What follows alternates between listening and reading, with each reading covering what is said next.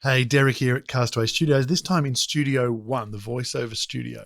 So I'm just using a webcam. It's a Logitech Brio for now, and I'll explain why right away. So first of all, you know that Studio 2 is all about, video mixing and switching and recording. We have lots of fun with PTZ.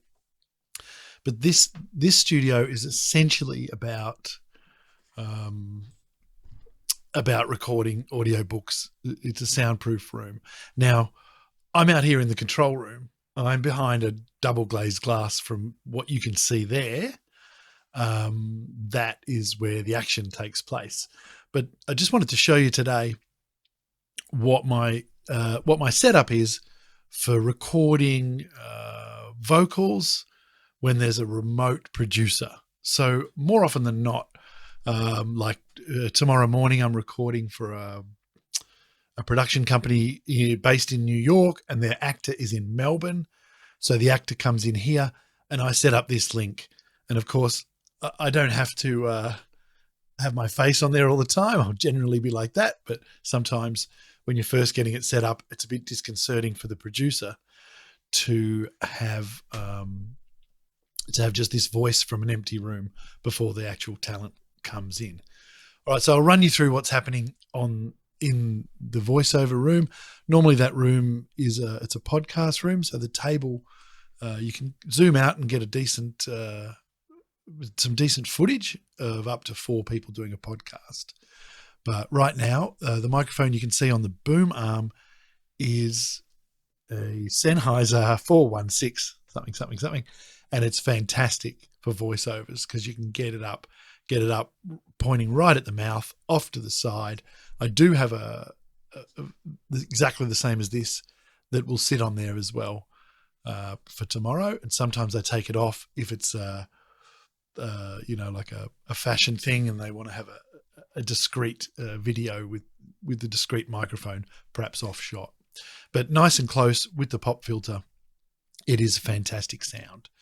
I'm talking to you just on a 935 Sennheiser, just a normal handheld microphone.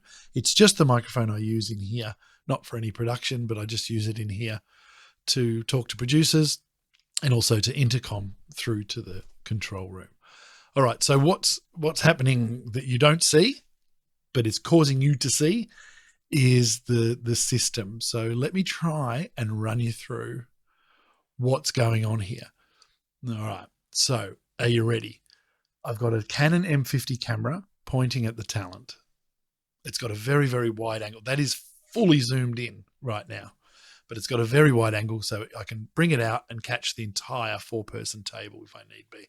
And Canon M50 camera, HDMI out, which is only really clean with manual focus, which is fine in this case. HDMI out straight into a BirdDog FLex Backpack NDI converter, right? So that is connected then to an Ethernet switch. Get myself in a muddle here.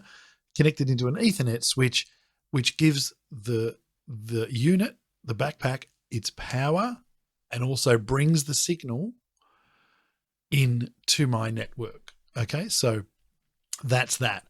That is then going into Vmix, which is the switching software that we all know and love. So it goes into Vmix and it's picked up, as you can see here, as an NDI source. So that NDI source is then in my my preview and my outgoing program scene. And then I've got another thing happening, and that is the Logitech Brio webcam that is being converted by one of the NDI tools into an NDI source as well. And then that is being picked up as another input in Vmix. And then I've created that as a small square transparency and then set it up as an overlay. So I can quite easily set a shortcut. I'll just do it manually by clicking it but with the mouse, but I can just turn that on and off if need be. All right, so right now I've got what I want to send into the producer's Zoom channel currently in Vmix as the main output 1. So the next thing I would do is click turn on external, right? So then Vmix will be sending out that signal as an NDI source. Okay, so then I open up Zoom and I will select from the video sources Vmix video.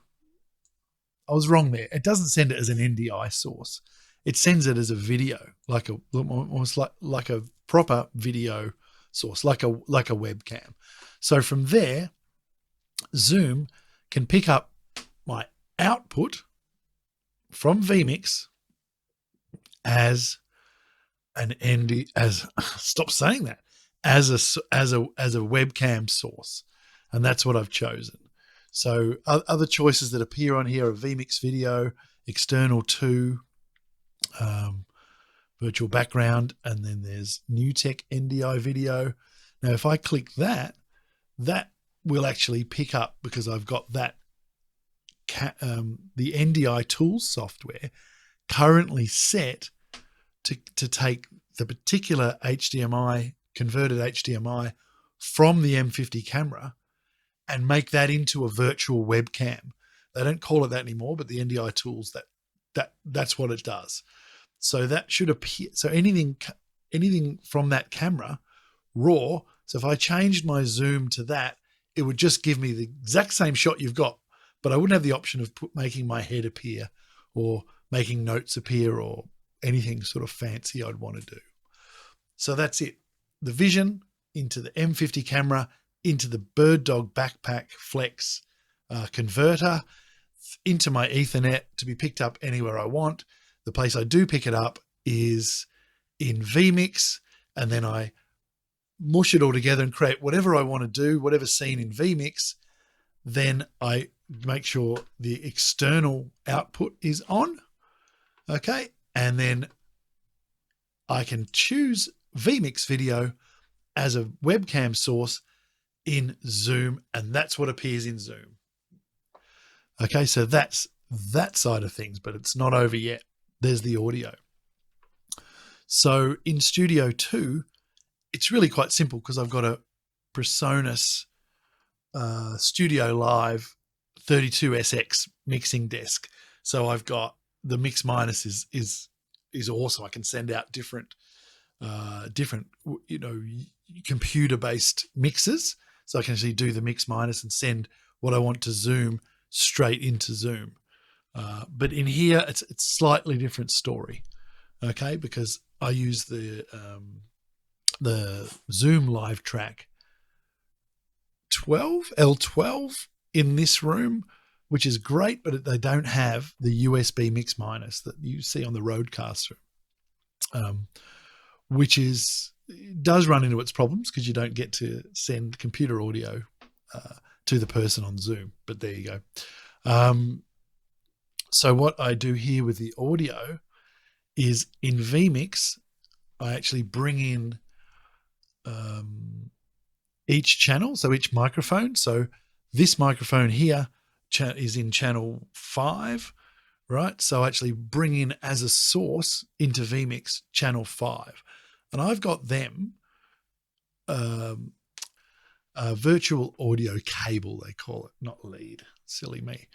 Okay, so I've got VB virtual audio cable. You can get it you can get one for nothing, but it's a donation thing, so I use them a bit. So drop a donation in there and use them.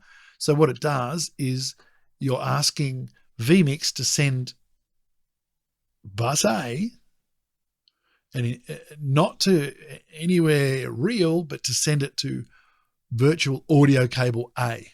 So your computer thinks there's a source called, there's a lead, there's a machine in there called virtual audio cable A. So at the other end of that, it just appears as a sound source in Zoom. And that's what I've got. So the way I'm controlling what I send to the Zoom person, because of course the mix minus, the concept of that is to stop the sound in your mixing desk, the sound of the person's voice on the other end of Zoom getting mixed in and sent back to them with the mix. Okay, this is important. So what's happening here, and I'm just using Vmix in this studio to get through this, is I send it as a separate bus. So it's like a virtual version of the old-fashioned mix minus using auxiliary buses, and I just make sure that the channel is down. So on my Ableton mixer, I've got bus A turned on for my microphone and the main studio microphone, so that the people on the other end of the Zoom hear my voice and the talent's voice, right? But then I've got another channel if I'm in a situation where I'm recording it all, embedded into video, then another channel, which is in this case channel 8, right? That is the USB from the computer, and that is the sound of their voice coming into my mixing desk. So I'd pick that up in Vmix and send it into the master, but not bus A, right? So that's it. I've made it sound heaps more complicated than it needs to be, but I just wanted to go the full detail of how this room operates today. Okay, so that's what happens. So I come in, I get on a Zoom with the producers in wherever, in New York in this case. I make sure my little head's in the corner and we have a little chat. And then the talent comes in and they sit down and we're on. And then when they get going, I just get rid of my head. And then I can do what I want privately in this control room. And I can also slide the, control the headphones in the studio in a manner that they're not blaring and not bleeding for when a producer, spills his coffee or whatever at the other end or whatever during a live Zoom. So I keep that nice and low. And I'm just here next to the slider so I can whip him back up again if he or she is struggling taking instructions. So that's it. That's remote, doing the remote voiceover from where I'm at. And apologies for the quality of this video. It really is not really for content production. It's just for people to see my smiling face. All right. Thank you very much. Bye-bye.